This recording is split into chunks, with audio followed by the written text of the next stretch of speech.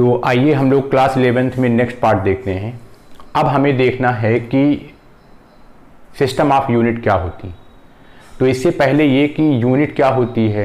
Unit मतलब एक acceptance है, एक समझौता है। वैसे ही जो सिस्टम ऑफ यूनिट है ये क्या है। अब जैसे बात ये आती है कि यूनिट कौन बना सकता है, तो इसका आंसर ये है कि यूनिट कोई भी बना सकता है। हम और आप भी मिल करके बना सकते हैं। इसका मतलब जितने लोग हैं वो सारे लोग मिल करके हर एक फिजिकल क्वांटिटी की एक यूनिट डिज़ाइन कर सकते हैं। लेकिन समस्या ये है कि वो यूनिट जानेगा कौन। हम लोग तो उतने प्रचलित है नहीं, तो हम लोग की यूनिट कोई जान नहीं पाएगा।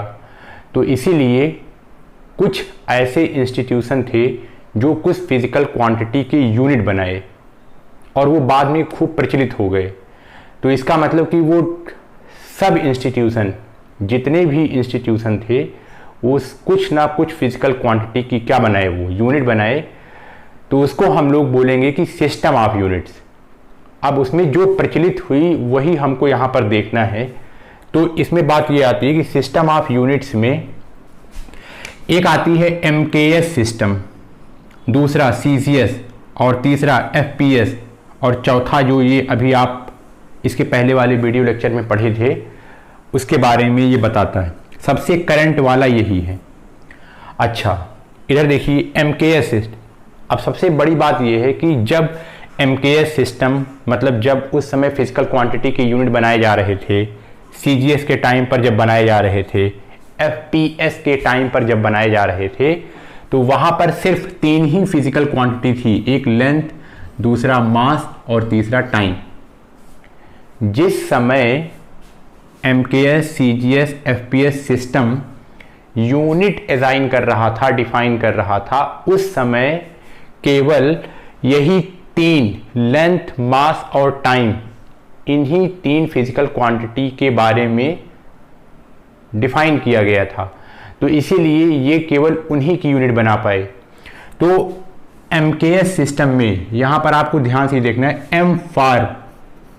M for metre, K for kilogram और S फॉर सेकंड। तो जब MKS बन रहा था तो उस समय लेंथ को मीटर में, मास को किलोग्राम में और टाइम को सेकंड में। तो आपको ये तरीका याद रहेगा, MKS। ऐसे ही CGS में लेंथ को सेंटीमीटर, C फॉर सेंटीमीटर, मास को ग्राम, G फॉर ग्राम और टाइम को सेकंड, वहां पर भी टाइम को सेकंड, तो S फॉर सेकंड। CGS में C मतलब सेंटीमीटर, G मतलब ग्राम और S फॉर सेकंड। ऐसे FPS में लेंथ को फुट में, मास को पाउंड में, P फॉर पाउंड और टाइम को सेकंड में। ऐसे ही जो SI, जो इस समय ये करंट में चल रही है, SI सिस्टम जो करंट में चल रहा है, इसी में ही सारी बुकों में ज़्यादातर यही होता है और ये सब लोग जानते हैं। इसमें तो है 7, लेकिन इत्तेफाक से यहाँ 3 लिखा गया है, तो आप यहाँ पर सिर्फ 3 ही बोल रहे हैं।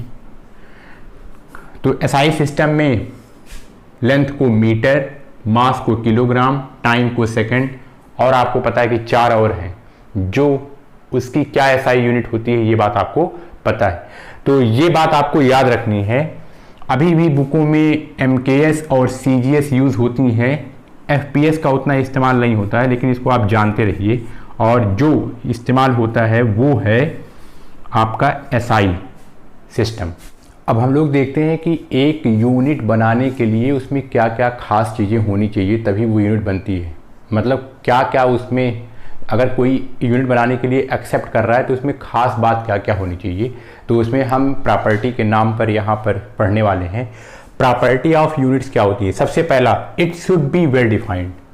इसकी डिफिनीशन बहुत ठीक होनी चाहिए, बहुत वेल डिफाइंड, मतलब कहीं से भी उसमें लीक होने की संभावना ना हो। इतनी अच्छी डिफिनीशन उसकी होनी चाहिए कि बाद में अगर कोई उस यूनिट के साथ कुछ छेड़छाड़ करना चाहे तो वो ना कर पाए।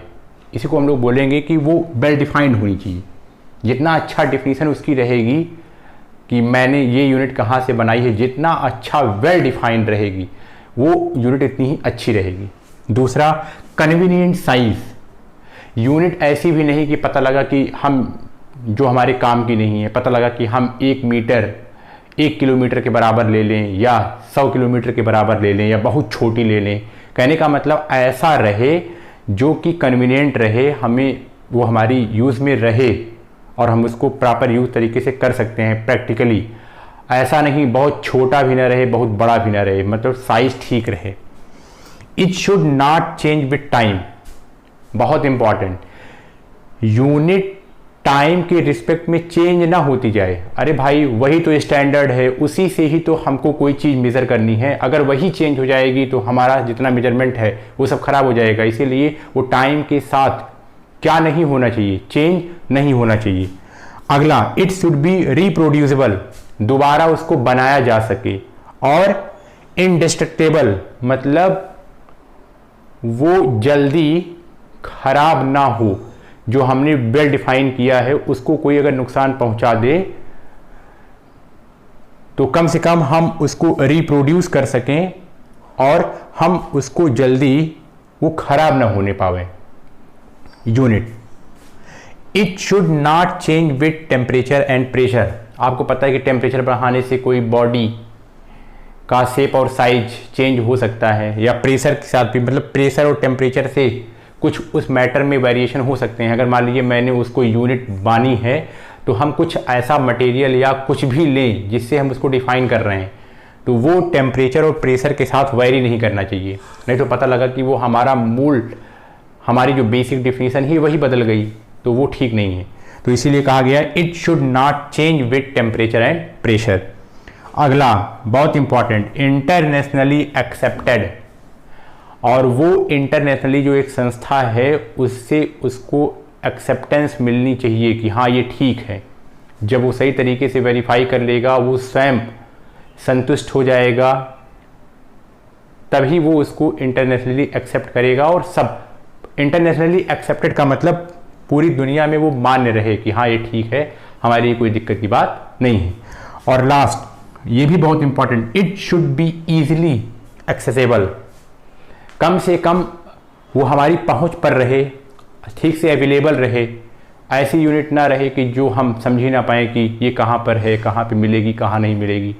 तो वो ईजिली एक्सेसिबल रहे। कुल मिलाकर के प्रॉपर्टी ऑफ यूनिट्स में इतनी प्रॉपर्टीज़ हैं जो आपको विशेष तरीके से ध्यान रखनी है और इसको आपको सही से ध्यान में रखना है। इसी के बेसिस पर कुछ कॉन्सेप्चुअल क्वेश्चन बना सकते हैं। अब आगे देखिए, एक टर्म है कोहेरेंट सिस्टम ऑफ यूनिट्स। आप इसमें बिल्कुल कंफ्यूज मत होइए, आप ये मत सोचिए कि अब एक और सिस्टम आ गया, नहीं, यहाँ पर एक टर्म आया है कोहेरेंट। तो हमें जरा इसका मतलब समझना है, कोहेरेंट का मतलब क्या हुआ। इसका मतलब ये हुआ कोहेरेंट सिस्टम।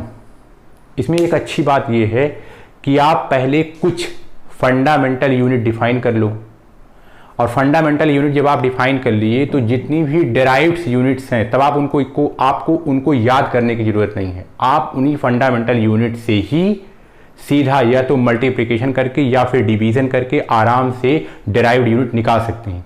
अगर जिस सिस्टम ऑफ यूनिट में ये खास बात होती है तो उसको बोलेंगे कि वो कोहेरेंट सिस्टम ऑफ यूनिट्स है। मेरी बात आपको ये बात समझ में आ गई होगी, यही बात यहाँ पर लिखी है। It is system of units based on fundamental units from which all derived unit can be obtained by multiplication or division without inserting numerical value। जैसे आप यहां देखिए, जैसे आपको पता है फोर्स एक डिराइव्ड फिजिकल क्वांटिटी है, तो अगर आपको फोर्स की डिराइव्ड यूनिट पता करनी है तो अगर ये डिराइव्ड फिजिकल क्वांटिटी है तो आपको यहाँ याद करने की ज़रूरत नहीं है। ये बात आपको मैंने पहले बताई थी। ये जो फीचर है, इसी फीचर को कोहेरेंट बोलते हैं कि F = ma है, तो यहाँ पर आपने इसका फॉर्मूला लिखा। मास का क्या होता है, ये फंडामेंटल है तो किलोग्राम। एक्सीलरेशन का फंडामेंटल में जब आप कन्वर्ट करेंगे, ये आप जानते हैं मीटर पर सेकेंड। तो कहने का मतलब फोर्स की डिराइव्ड यूनिट क्या हो गई, किलोग्राम मीटर पर सेकेंड स्क्वायर, या इसको आप ऐसे लिख सकते हैं kgm⁻²। तो मतलब फोर्स की यूनिट आपको याद नहीं करनी पड़ी, आप ये फालतू में याद करते, ये ठीक नहीं है। तो कुल मिलाकर के हम कोहेरेंट सिस्टम किसको बोलेंगे? कोहेरेंट सिस्टम हम ऐसे सिस्टम को बोलेंगे जिसमें कुछ सेट ऑफ यूनिट के फंडामेंटल पार्ट होंगे और उसी फंडामेंटल से ही हम डेराइव्ड यूनिट निकाल लिया करेंगे, हमें रटने की ज़रूरत नहीं पड़ेगी। अगर जिस सिस्टम में ये सुविधा रहेगी तो समझ लीजिए कि वो कोहेरेंट सिस्टम है।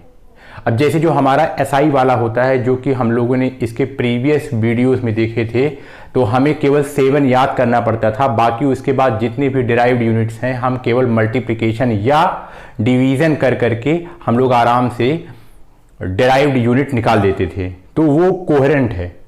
तो कोहेरेंट में अच्छा एक बात ये भी है कि हमको वहां पर मल्टीप्लिकेशन और डिवीजन सिर्फ और सिर्फ फंडामेंटल यूनिट का करना है, उसमें हमको कोई और न्यूमेरिकल वैल्यू याद नहीं करनी है, केवल हमें फंडामेंटल यूनिट से मतलब है बस। तो इसी सिस्टम को हम लोग क्या बोलते हैं? Coherent system. तो एसआई सिस्टम हमारा कोहेरेंट सिस्टम होता है। अब हमें फाइनली पढ़ना है property of SI system, international system, क्योंकि हमें एसआई सिस्टम ही पढ़ना है, किताबों में यही लिखा रहता है। बाकी वो आपकी कैलकुलेशन चेक करने के लिए और डिफरेंट टाइप के सिस्टम में कन्वर्ट करके वो आपको क्वेश्चन देते हैं, सिर्फ वो आपको कैलकुलेशन चेक करने के लिए। लेकिन जो इस समय करंट में वो चल रही है सिस्टम ऑफ यूनिट्स, वो है एसआई। तो एसआई सिस्टम की खास बात क्या होती है? SI is a coherent system of unit. मैंने आपको अभी इसके पहले समझाया कोहेरेंट का मतलब क्या है। इसका मतलब एसआई सिस्टम में कोहेरेंट की खासियत होती है।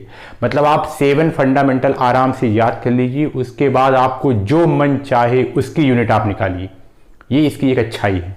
अच्छा, दूसरा क्या है? SI is rational system of unit.